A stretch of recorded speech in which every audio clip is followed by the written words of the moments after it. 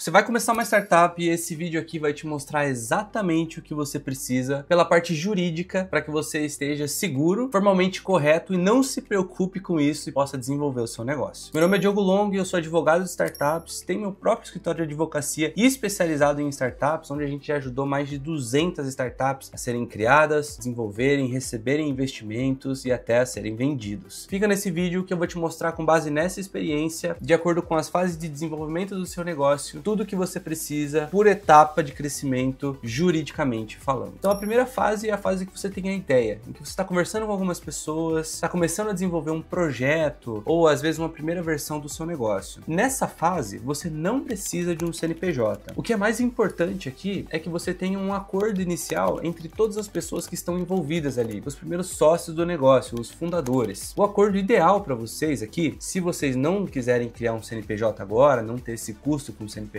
é um acordo chamado Memorando de Entendimentos. Eu tenho um vídeo específico sobre o Memorando de Entendimentos, mas eu vou te dar um resumo do que é esse Memorando de Entendimentos. Ele é um documento que cria um acordo entre todos os sócios sem que vocês tenham um CNPJ. O que vocês vão falar nesse acordo entre vocês? Primeiro, o que vocês estão desenvolvendo. Segundo, qual é o papel de cada pessoa. Terceiro, quanto de participação societária vocês têm nesse negócio. E quarto, quando vocês pretendem criar um CNPJ efetivamente. Esse documento é muito relevante porque no começo todo mundo fica muito feliz desenvolvendo o negócio, mas às vezes as coisas vão acontecendo na vida, aquele negócio demora um pouco pegar tração e algumas pessoas desanimam. E para que não dê nenhum problema ali, em que vocês entendam realmente o que vai acontecer caso alguém venha a sair do negócio ou caso aquele negócio dê certo, é super importante ter esse acordo. Uma das maiores causas de falha, de morte de startup é problema entre sócios. Então já no começo você já vai estar se livrando de um desses problemas. Agora, caso vocês queiram já criar um CNPJ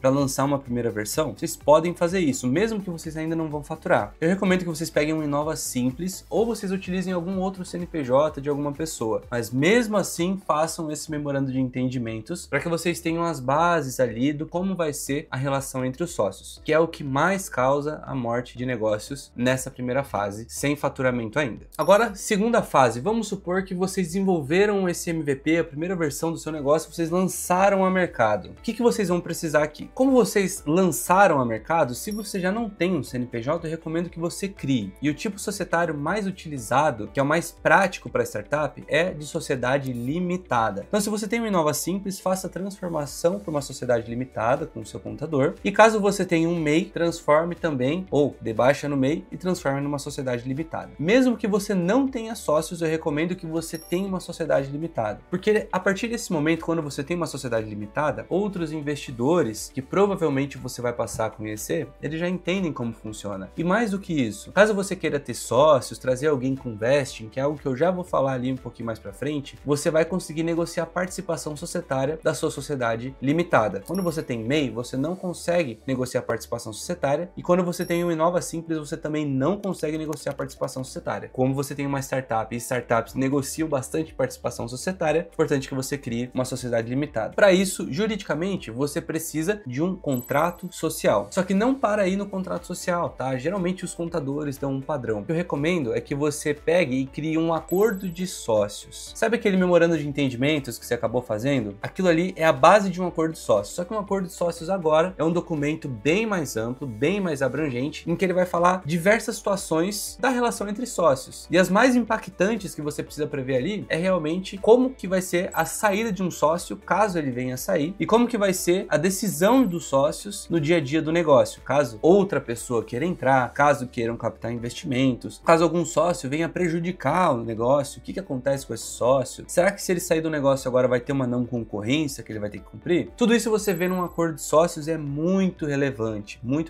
mesmo, pessoal. Eu tenho um vídeo específico sobre o acordo de sócios também que eu vou deixar num card aqui para você ver. Mas a gente ainda tá na segunda fase, ou seja, você acabou de lançar o seu MVP. E como as coisas ficaram mais sérias agora, o segundo ponto de proteção que você precisa é o da sua propriedade intelectual, no caso da sua marca. Eu recomendo fortemente que vocês comecem a proteger a marca de vocês fazendo um registro de marca, porque acontece muito de muitos empreendedores lançarem o negócio deles com um nome, uma marca que eles criaram, eles pegam uma atração no mercado, começam a ter vários clientes e aí descobrem lá na frente que eles não poderiam utilizar essa marca. Então, como você acabou de lançar o seu negócio, você ainda vai ter os seus primeiros clientes, procure registrar a sua marca. Procure de preferência alguém que vai fazer uma pesquisa prévia para ver se o que você está utilizando já pode ou não ser utilizada e que vai te dar uma sugestão sobre a marca que é para ser utilizada, que pode ser utilizada corretamente e registrada. Então, fazendo isso, você vai ter a proteção entre sócios e você vai ter a proteção da sua marca. E aí a gente consegue ir para uma terceira fase. Essa terceira fase é quando você efetivamente começa a ter os primeiros clientes. E nessa fase, então, é super importante você ter o contrato que vai formalizar a sua relação com esses clientes.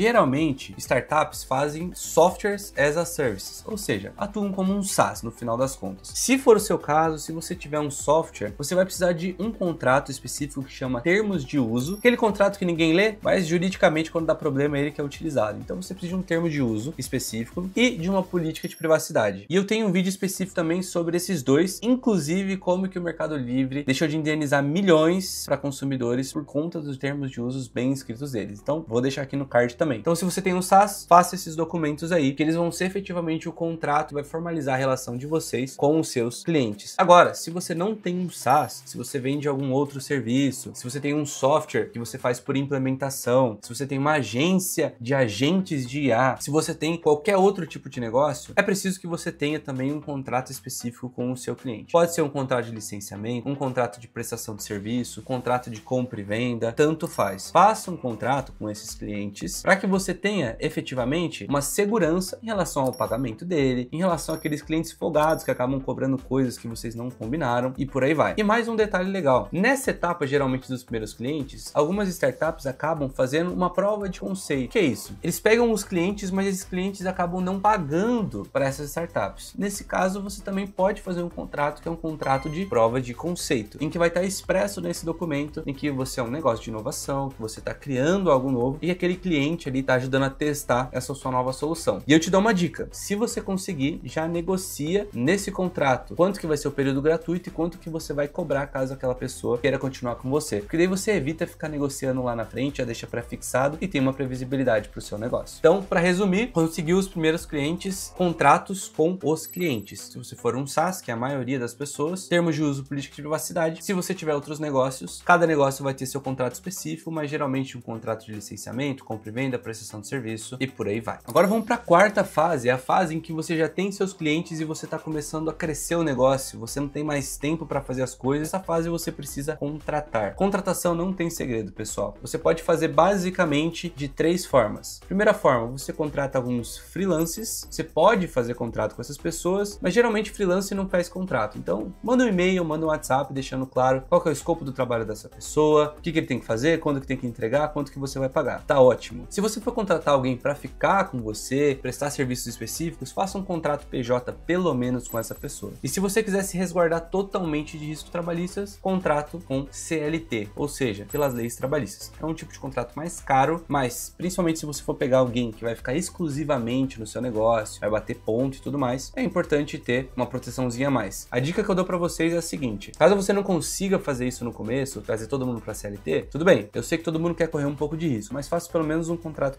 PJ muito bem feito. E aí, com o tempo, vai trazendo essas pessoas para o CLT, que pode ser a opção mais segura para o seu negócio. Tudo é caso a caso, mas essa é uma dica que eu dou para vocês. Vejam pelo menos um período de transição do PJ para o CLT no seu negócio. Agora, avançando, você conseguiu contratar essas pessoas, o seu negócio está crescendo, está expandindo e você começa a encontrar parceiros comerciais, a expansão comercial do seu negócio. Existem vários tipos de parceiros comerciais, pessoal. Existem aqueles parceiros que vão ajudar vocês a desenvolverem novos negócios, aqueles parceiros que vão ajudar vocês a venderem mais, como influenciadores, por exemplo. Todos esses vocês precisam de contratos. Tem um vídeo específico aqui sobre contratos com parceiros, contrato com influenciadores, recomendo que vocês vejam para entender a lógica de expansão comercial por meio dessas vias de faturamento, dessas vias de receita. O que eu recomendo para vocês no final das contas é a mesma coisa, contratos, pessoal. Contrato é que vai proteger vocês, vai dar clareza, vai evitar problemas, tá? E a lógica de expansão eu explico nesses vídeos aqui que estão nos cards para vocês. E aí vamos para a próxima fase, que é uma fase em que você já tem uma equipe há algum tempo, que você já entende que existem certas posições no seu negócio que são chave e você se dá conta de que seria muito bom ter um sócio a mais ali, um braço realmente de alguém muito comprometido ali no seu negócio. E você descobre um conceito chamado vesting. O vesting é uma maneira de você conceder participação societária para alguém que é chave no seu negócio, caso aquela pessoa cumpra algumas condições. Eu tenho uma série de vídeos que fala sobre sobre esse vesting. O vesting é algo extremamente recorrente no universo de startups, e não só de startups, de empresas maiores em expansão, e que você pode utilizar inclusive para aqueles casos em que você não consegue pagar alguém que é muito caro, mas em troca daquela pessoa te ajudar, você dá uma participação na empresa. Então você vende a empresa para ela no final das contas. Se você quiser saber sobre isso, eu tenho uma série gigantesca sobre vesting aqui, vou deixar um vídeo aqui, mas é só você ir entrando, tem um guia completo que você pode ver e implementar no seu negócio. E o vesting então é uma maneira excelente para te ajudar a expandir o seu negócio por meio de novos sócios ou por meio da atração de novos sócios e retenção de talentos. Feito o vesting, feitos os contratos todos que eu falei, agora chega numa fase em que os investidores começam a olhar para o seu negócio. É um negócio que está crescendo muito rápido, que tem um grande potencial. Você começa a procurar investidores também para já acelerar o seu negócio de acordo com o histórico que você tem. Como que você formaliza uma rodada de investimento? Você formaliza por meio de um contrato chamado mútuo conversível. Existem várias maneiras de você fazer isso, tá? Mas no Brasil o mais utilizado é o mútuo conversível. E existem algumas boas práticas também que você tem que seguir. A grande dica que eu te dou é o seguinte: se você vai seguir com uma rota de startup, ou seja, você é um negócio de tecnologia, procura captar várias vezes investimento, a dica que eu te dou é: siga uma média de mercado de concessão de participação societária. O que isso quer dizer? Numa primeira, segunda, terceira rodada de investimento, negocie de 5 a 15% de participação societária com investidores. E para você definir o quanto você quer de investimento, você faz um planejamento de 1 ano e meio ou 2 de crescimento do seu negócio, quanto que você vai precisar de dinheiro para esse período. De maneira bem simples é isso. Se você quiser saber mais sobre o contrato de mútuo conversível, eu tenho um vídeo que explica exatamente como ele funciona. Agora, se você quiser saber sobre rodada de captação, onde encontrar investidor, quais são as boas práticas, como negociar, eu tenho um mini curso que eu vou deixar aqui o link aqui na descrição do vídeo que você pode ter acesso. Inclusive, se você quiser entender como fazer um pitch para esses investidores, eu também tenho uma aula que eu dei aqui depois de tanto tempo que eu passei analisando pitch de startup. Na verdade, nos últimos 5 anos, eu acho que eu analisei praticamente 1000 pitch startups por conta da minha experiência também dentro de fundo de investimento, pessoal. Já fui banca de diversas rodadas de investimento, já ajudei muito negócio, muito investidor, e eu procurei trazer um pouco dessa experiência nessa aula. Então, se você tiver interesse também em aprender sobre o pitch, tem o link aqui de uma aula, pode te ajudar muito. Mas enfim, pessoal, voltando para o jurídico, então, essa última fase é a fase de investimento, e até agora você já entendeu praticamente tudo que você precisa. Fora isso, fora esses contratos que eu falei que se aplicam a 90% das startups, vão ter questões que são de setores que a gente chama de regulados. Então, se você quer criar, por exemplo, um banco, uma fintech, provavelmente você vai ter outros documentos jurídicos. Se você quer ir para um setor de saúde, provavelmente você vai ter outros documentos, e por aí vai, pessoal. Mas o grosso mesmo da burocracia jurídica, todos os documentos jurídicos que você precisa para as etapas de crescimento do seu negócio, eu passei aqui de acordo com a etapa de vocês. Vocês não precisam ter tudo de uma vez, mas de acordo com as situações que eu fui passando, esses documentos vão ser muito bons para os negócios de vocês. Meu nome é Diogo Long, sou advogado de startups, tenho meu próprio escritório de advocacia, o WL Startups, que a gente ajudou mais de 200 startups aí, desde a sua criação, desenvolvimento, até venda, captação e tudo mais. Se você tiver alguma dúvida, manda aqui nos comentários, que eu vou ficar muito feliz em poder ajudar você. Segue para você ter mais dicas aqui, eu tenho muito conteúdo relevante no canal, inclusive alguns reacts de Shark Tank, caso você queira se aprofundar um pouquinho mais em como funciona. Esse foi um vídeo que eu espero que tenha ajudado muito vocês, e eu vou ficando aqui, até a